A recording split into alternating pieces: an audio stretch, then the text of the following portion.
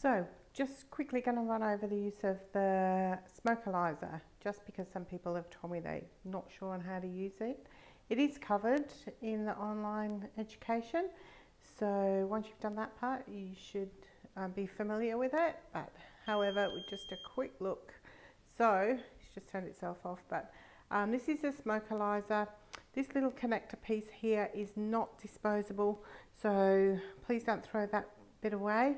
This piece here is disposable, so one use only, and dump in the bin. So there is the button, the on off button. Just going to turn it on and you'll see the little man light up there. He's loading. When you're ready and you've explained to your patient the process of doing the smokealyzer test, then you can press the screen and it will time down. When the little green arrow lights up like that, you're instructed to take a big deep breath in, hold it, and it's going to count down for 15 seconds for her. So when the 15 seconds ends, there'll be 3 little beeps, and then she'll blow out and exhale into the pipe. There we go. Blow out, exhale into the pipe for as long as she can before she feels she needs to take a breath. Obviously this is recorded as 0 because nobody's blown, and that's it. So you will see the values given in 2 different numericals. So one is parts per million and the other one is as a percentage. So in clinic, very close to the smokealyzer, is this document here, which tells you the screening process. So obviously there you can see seek consent and then conduct the test and interpret and explain the results to the woman. So over here on this left hand side you can see the results. So the results will fit into green, amber and red, and the green under 4 is like the safe zone, really. Doesn't indicate that she's been exposed to any carbon monoxide.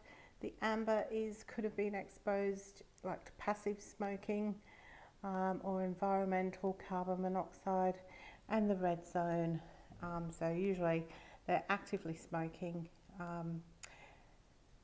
So this chart goes up to 20. The highest I've seen so far doing chart audits was 45.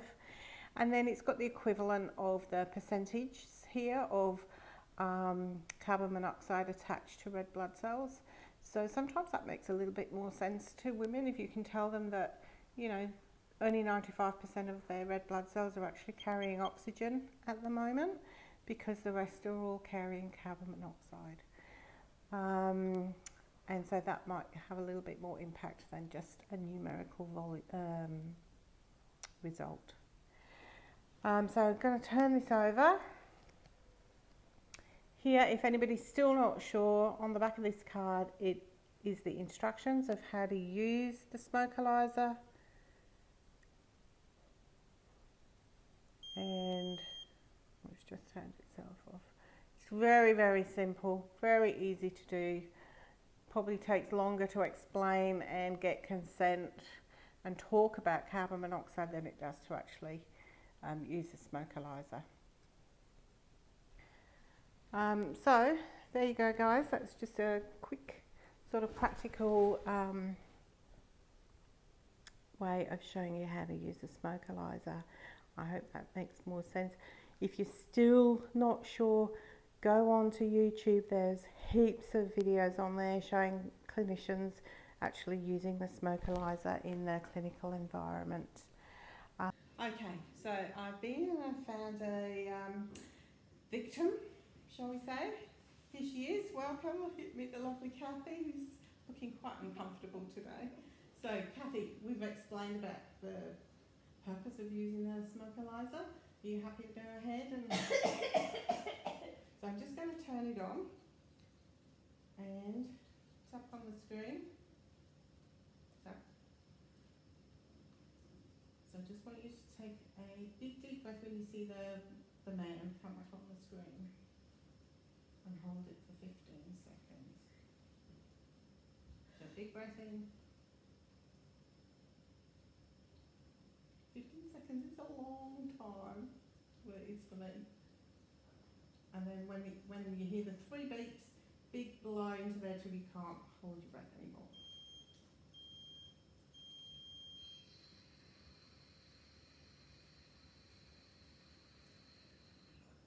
Very good. And Kathy has blown there we go, 1. So she's really good. She doesn't smoke. All right, but the challenge is now to find somebody who can blow more than that. So stay with us. Okay, so just for comparison, and I have asked Yvonne, and she doesn't mind me divulging the fact that she does smoke. And just for comparison with Kathy, I thought it would be a good idea to see what a general reading is of somebody that does smoke. I'm giving up.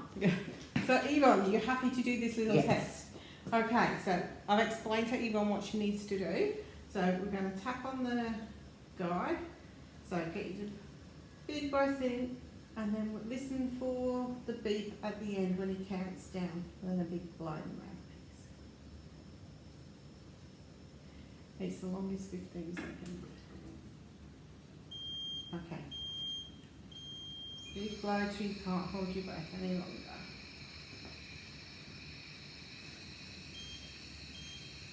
That's it. Hey.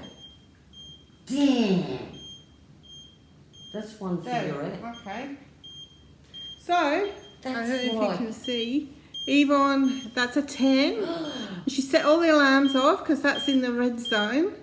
And if you can see the bottom value is 2.23. So that's what I was explaining about.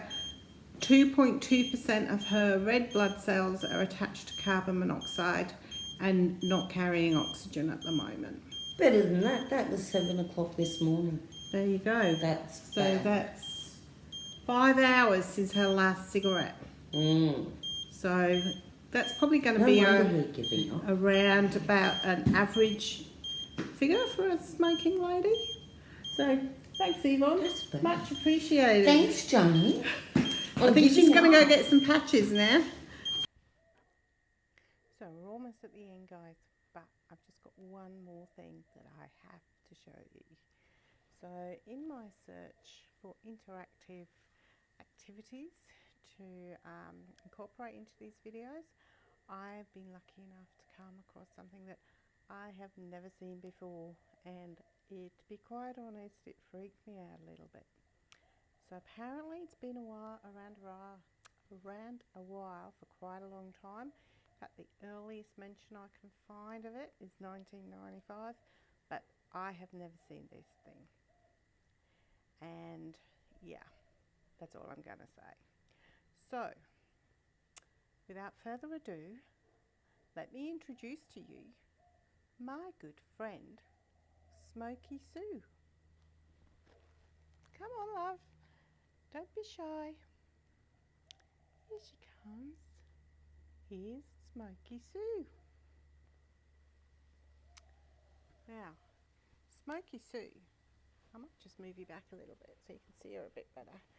Smoky Sue is an educational tool to demonstrate to women, partners, families, anybody really, the dangers of smoking in pregnancy. So Smoky Sue is around about 28 to 30 weeks pregnant, and she smokes. And she really doesn't understand the impact that has on her baby. So we're about to demonstrate to her what the potential impact is from her baby, from her smoking. So when I look at her, one word just comes into my mind, and that is Chucky.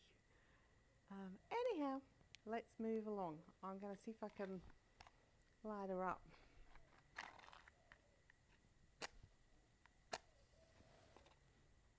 Oh. Bit windy today.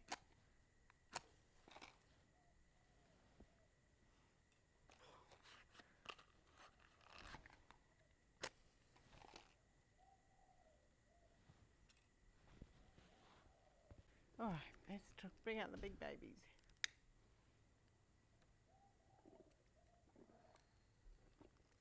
There she goes. So we're just going to help her smoke this cigarette. And as you can see, the smoke that she is inhaling is actually going into her body and passes down through the umbilical cord, which I don't know if you can see is in there.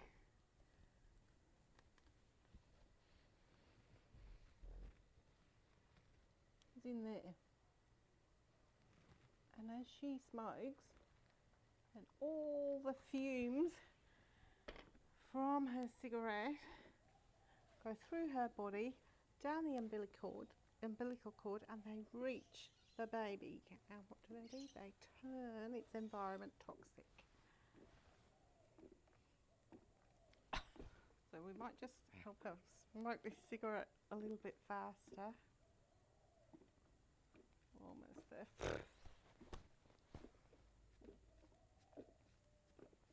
Almost there. Okay, now, don't know if you can see after one cigarette, but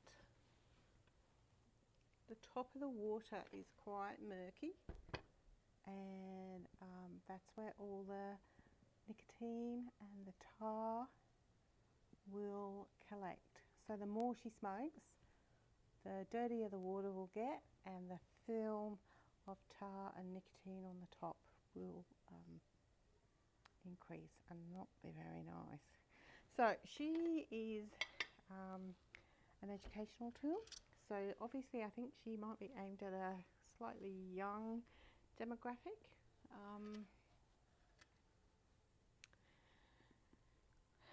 She's homeless at the moment, looking for permanent accommodation. I do have an idea of where she might like to go, but if you have an idea of somebody that can put her to really good use, then please drop me a line. And if enough people recommend the same place, or if I feel it's better than the place that I'm thinking of, then she can go and live with them permanently. How about that, Sue? So I think that's all for today. I can't think of anything that would beat ending a video than Smoky Sue. So till next time, it's goodbye from me. It's goodbye from Sue. See you later.